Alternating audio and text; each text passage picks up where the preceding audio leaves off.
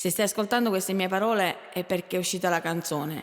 L'ho fatta scrivere in un momento delicato, in un momento che ho avuto paura di non poterti più seguire, di non poterti vedere più su quel palco. Ho avuto paura di non potercela fare.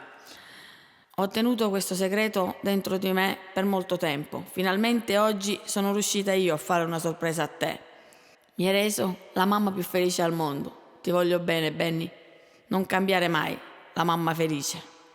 Ma tu sai che il mio cuore è solo tuo.